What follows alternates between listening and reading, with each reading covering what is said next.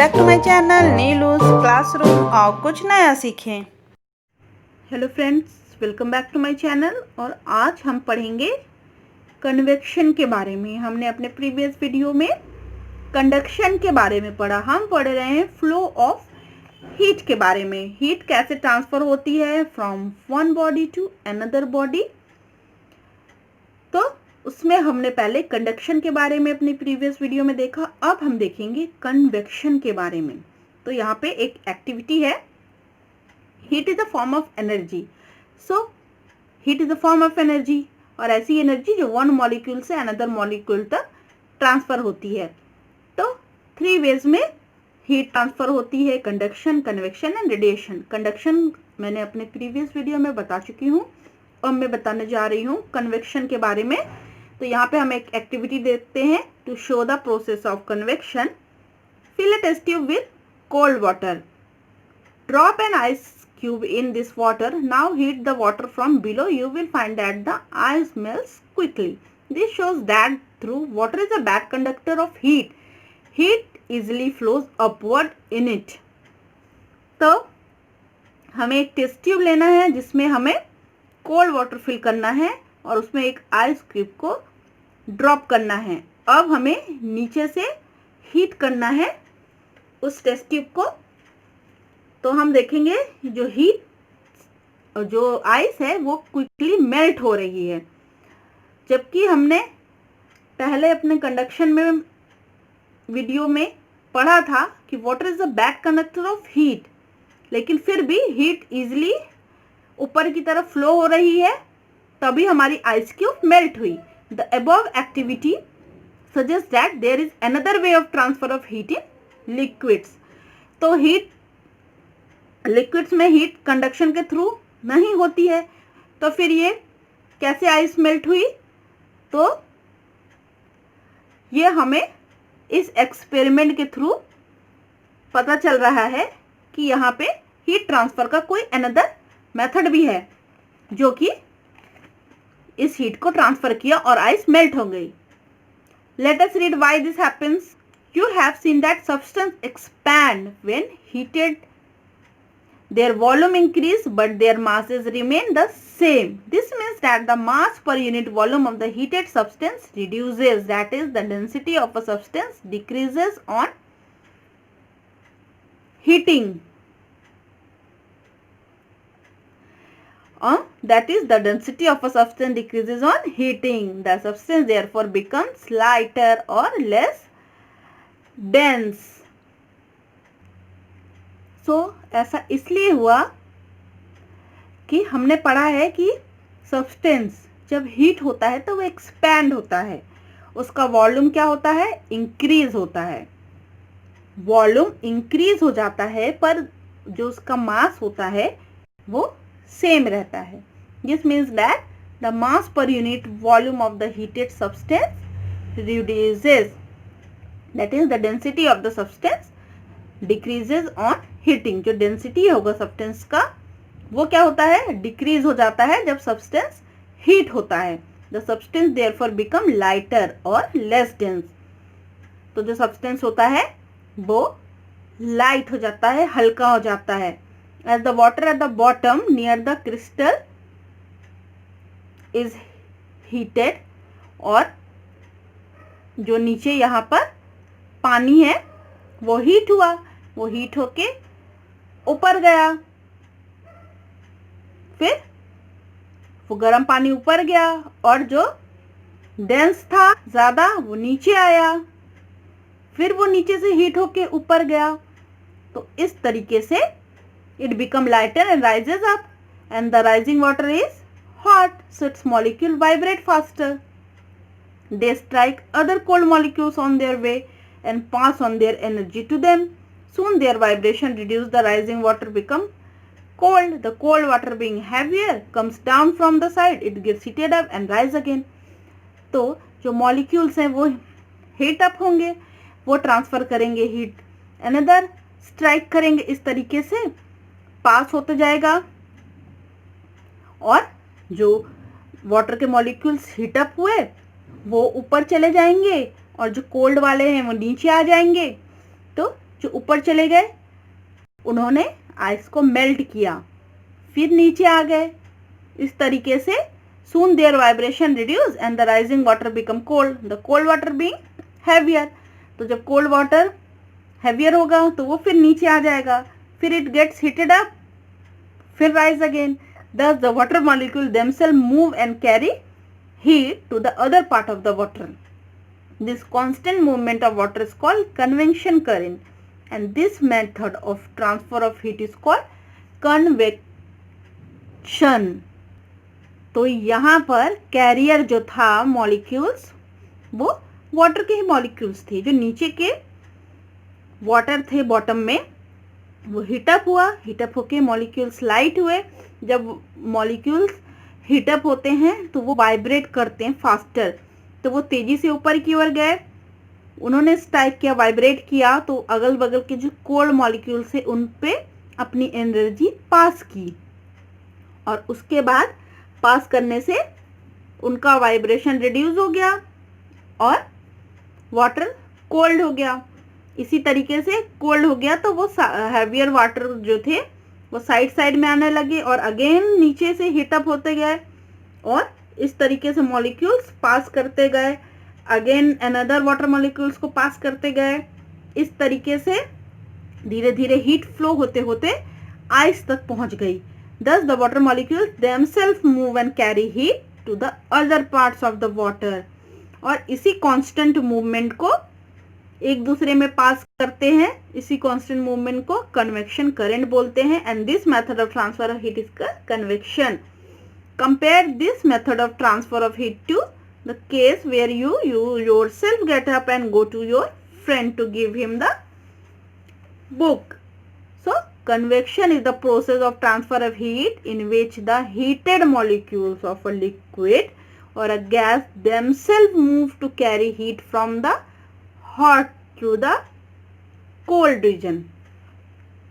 तो कंडक्शन में होता है कि एक मॉलिक्यूल हीटअप हुआ तो वो नेक्स्ट नेबरिंग मॉलिक्यूल्स को हीट ट्रांसफर करेगा, फिर वो उससे पास करके नेक्स्ट। लेकिन कन्वेक्शन में क्या होता है कि जो मॉलिक्यूल्स खुद हीटअप होते हैं वही हीट ट्रांसफर करते हैं हॉट रीजन से कोल्ड रीजन की तरफ। तो ये कन्वेक्शन हमने अभी किसमें देखा, लिक्विड में देखा था। To show convection current in water हम एक एक्सपेरिमेंट करते हैं। To show convection current in water, drop a large potassium permanganate crystal in a beaker containing a little water. The crystal start dissolving in water and coloring it.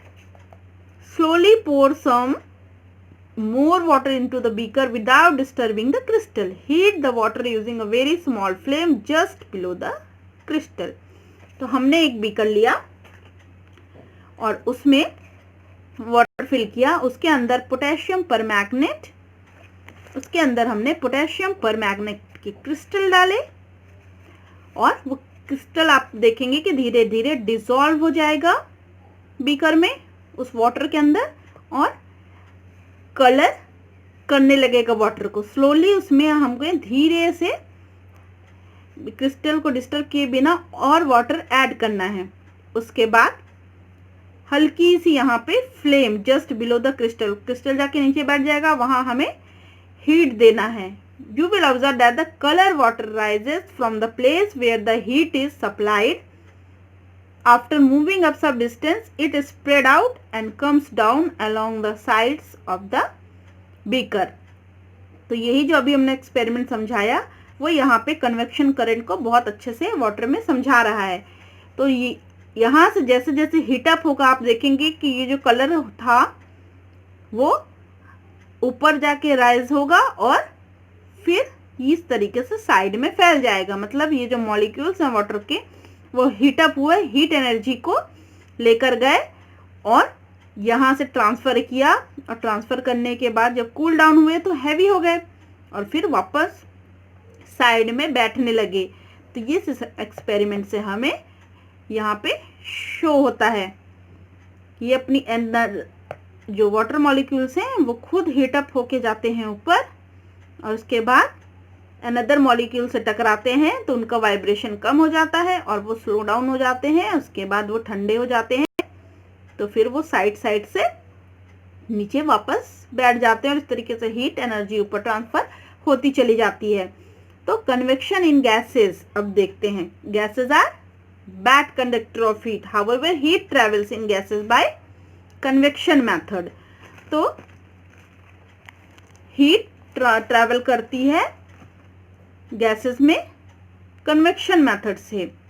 तो उसके लिए भी एक activity है, to show convection current in air, take a close rectangular glass box with 2 holes in it, stop fit 2 wide glass tubes to form chimneys. Put a small lighted candle below one of the chimneys. Hold a smoldering piece of paper at the top of the other chimney. You will see smoke entering the box through the chimney. It then gets heated up by the candle and comes out of the other chimney. As the air above the candle gets heated, it becomes lighter and rises up. It is replaced by fresh air sucked in from the other chimney. The smoke is sucked in along with air and set the convection current shown in the box. इस तरीके से एक glass box लेना है और इधर पे 2 chimney लेनी है और एक में स्मोल्डरिंग पेपर लगाना है, और यहाँ at the top of the other chimney you will see other chimney जो है यहाँ से हमें हीट करना है। तो आप देखेंगे कन्वेक्शन करंट अब हमें एयर में दिखानी है। तो यहाँ से यहाँ कैंडल जलाया तो यहाँ की जो एयर है वो गरम हो गई और गरम हवा जो है, ये जो पेपर है इसे बर्न किया, बाहर की जो स्मोक है वो अंदर आने लगा क्योंकि बाहर से एयर खींचने लगा, और यहाँ से जो एयर है वो हीट अप होने लगी। तो जो हीट अप हो जाएगी एयर तो वो हो जाएगी लाइट, और जो लाइट एयर होती है वो हमेशा ऊपर की तरफ जाती है।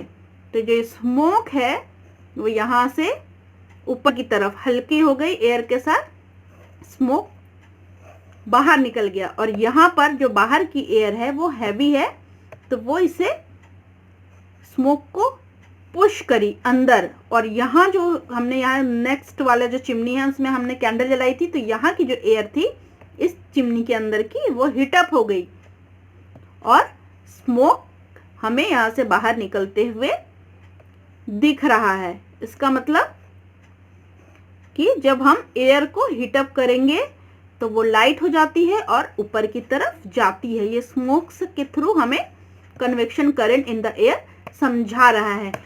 चीज़ लाइट अप होती है, हीट करने पे वो हल्की हो जाती है, लाइटर होती है और राइज अप हो जाती है, ऊपर की तरफ हो जाती है, ऊपर की तरफ चली जाती है।